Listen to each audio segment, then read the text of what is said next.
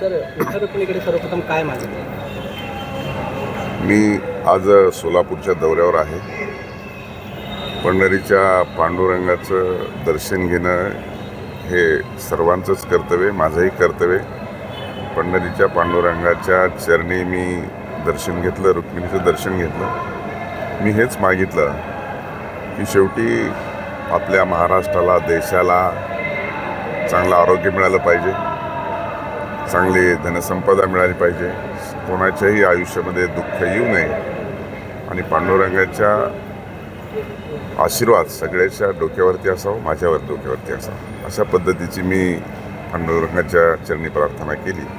आणि महाराष्ट्र हा सुजलाम सुफलाम विकासाभिमुख झाला पाहिजे ही मी मागणी केली. सर तुमच्या पदाची गरिमा अबाधित ठेवून जनहितार्थ महाराष्ट्रातील सर्वच नेत्यांना, सत्ताधारी असतील की विरोधकांना, आपण काही विशेष मेसेज देऊ इच्छिता? कारण लोकांना काम हवं आहे दोन्ही सभागृहामध्ये, गोंधळ नको. आता महाराष्ट्रामध्ये आणि देशामध्ये आपल्या लोकशाही येऊन आणि आपल्या घटनेला 75 वर्ष पूर्ण झालेली आहेत. आणि लोकशाहीमधलं विधिमंडळ असेल की पार्लमेंट असेल, हे लोकशाहीमधले पवित्र मंदिर आहेत. प्रत्येक भारत देशाच्या किंवा राज्याच्या नागरिकांची या अधिवेशनाकडे आस लागलेली असते. माझा प्रश्न सुटेल का ह्या भूमिकेतून ते सर्वजण पाहत असतात. पण दैनंदिन या सभागृहाचं कामकाज होत असताना पूर्वीची गरिमा राहिली नाही हे चित्र सर्वसामान्यांच्या बोलण्यातून ऐकायला मिळतं. आणि म्हणून सर्वसामान्याचे, महाराष्ट्राचे प्रश्न सुटले पाहिजेत, चांगल्या पद्धतीचे कायदे निर्माण झाले पाहिजे आणि एक फलदायी चर्चा झाली पाहिजे, अशा पद्धतीच्या भूमिका आणि मागणी ही सर्व स्तरातून येत असते. आणि म्हणून स्तर कुठंतरी आपल्याला भविष्य काळामध्ये, चालू काळामध्ये आपल्याला हा मेंटेन करावा लागेल आणि त्या दृष्टिकोनातून आवश्यक ती उपाययोजना देखील करावं लागेल. आणि म्हणून हे पवित्र मंदिर आहे आणि हे लोकशाहीचं पवित्र मंदिर आहे, त्याच्यातून सर्वसामान्यांचे प्रश्न सुटले पाहिजे ही भूमिका ठेवली पाहिजे आणि ठेवणार आहे. महापुरुषांचा वारंवार अवमान होतो, यावरती एक समिती स्थापन करून कायदे कठोर केले पाहिजे अशी उदयनराजे असतील, संभाजीराजे असतील, सगळ्यांची नेत्यांची मागणी होती. काय केलं पाहिजे असं आपण स्वतःच्या राजघराण्याशी संबंधित आहोत? उदयन महाराज, संभाजी महाराज, अनेक विद्वान आणि विचारवंतांनी असे विचार व्यक्त केले आहेत की शेवटी आपण पूर्वजांचा इतिहास कुणीतरी स्वतःच्या स्वार्थासाठी किंवा स्वतःला काहीतरी मिळवण्यासाठी, लक्ष वेधण्यासाठी अशा पद्धतीची जी वक्तव्य करता आहेत ते अतिशय चुकीचं आहे, गैर आहे, दुर्दैवी आहे. आणि म्हणूनसाठी आपली ही थोर परंपरा सर्वांनी जोपासण्याचं सगळ्यांचं कर्तव्य आहे. आणि जर कुणी अशा पद्धतीचं न्यूट्रियस वक्तृत्व करत असेल तर त्याला कायद्याने त्याच्यावरती दबाव आणणं, कायद्याने त्याच्यावरती कारवाई करणं हे आपल्याला करावं लागेल.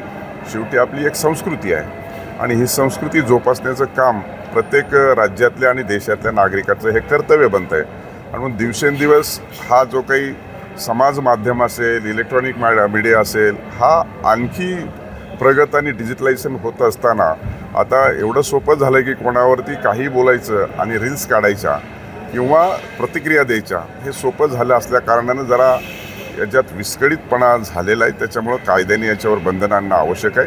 त्यामुळं कोणीही अशा पद्धतीचं वाचाळ वृत्य थोर पुरुषांच्या विषयी, राष्ट्रपुरुषांच्या विषयी करता कामा नये ही भूमिका घेतली पाहिजे. आणि राज्य सरकार असेल की केंद्र सरकार असेल त्याच्याबाबत कठोर अशी आपल्याला कायदा करावा लागेल, कठोर अशी कारवाई करावी लागेल. त्याशिवाय हे थांबणं अशक्य सध्या तरी वाटतंय. आणि मग ते शोध घेणं आणि त्याच्यावर कारवाई करणं, तोपर्यंत कायदा आणि सुव्यवस्थेचा प्रश्न निर्माण होतो. अनेकांच्या भावना दुखवल्या जातात. त्यामुळे उदयन महाराज असतील, संभाजी महाराज असतील, अनेक विचारवंत असतील, त्यांनी जी मांडलेली भूमिका ती योग्य आहे. शासन त्या दृष्टिकोनातून प्रयत्न करत आहे आणि तातडीने करण्याची आवश्यकता आहे. जो विषय सध्या सुरू आहे, तुमचं वैयक्तिक त्यामध्ये काय मत आहे?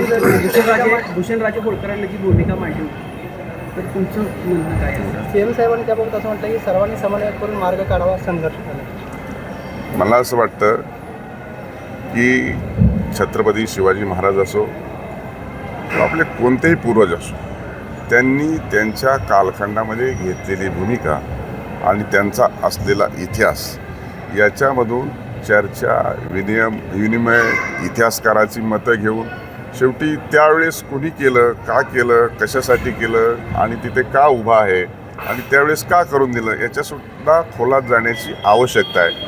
आणि त्यामुळं चर्चा विनिमयाने हा प्रश्न सोडवला गेला पाहिजे.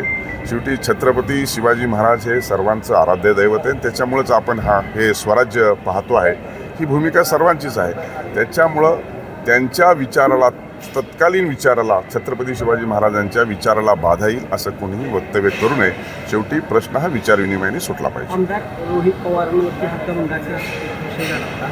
त्यानंतर त्यांची एक मुलाखत होती की मला काही तशी काही नोटीस किंवा काही आले नाही असं ते म्हटलं होतं. नक्की काय विषय? विधिमंडळाचं कामकाज नियमाने चालतं. हक्कभंग समितीमध्ये ज्यांच्यावरती हक्कभंग दाखल झाले, दाखल करून घेतलेत, ते हक्कभंग समितीचं कार्य ठरतं की त्यांच्याकडून नोटीस दिल्याच्या नंतर उत्तर घेणं, त्या उत्तराला त्याच्यामध्ये दोष आहे नाही, हक्कभंग झाला आहे नाही हे तपासण्याचं काम हे हक्कभंग समितीचं असतं. परंतु हक्कभंग हा विधानसभेमध्ये अध्यक्षाच्या समोर मांडला जातो आणि विधान परिषदेमध्ये सभापतीच्या समोर मांडला जातो. एकदा तो स्वीकारल्याच्या नंतर हक्कभंग समिती त्याच्यावरती कारवाई करते आणि जसं कोर्टाचं काम चालतं तशा पद्धतीनं हक्कभंग समितीचं काम चालतं. शेवटी संविधानिक पदावरती आणि निवडून आलेला जो काही लोकप्रतिनिधी असतो त्याच्या अधिकाराचं संरक्षण झालं पाहिजे आणि ते कर्तव्य अध्यक्ष आणि सभापती पार पाडत असतात. आणि म्हणूनसाठी हक्कभंग समिती त्या संदर्भामध्ये कारवाई करेल आणि त्याचं जे काही होईल ते अध्यक्ष आणि सभापती पुढं सादरीकरण होतं. लोकशाही मराठी ऐका, पहा, जागरूक रहा.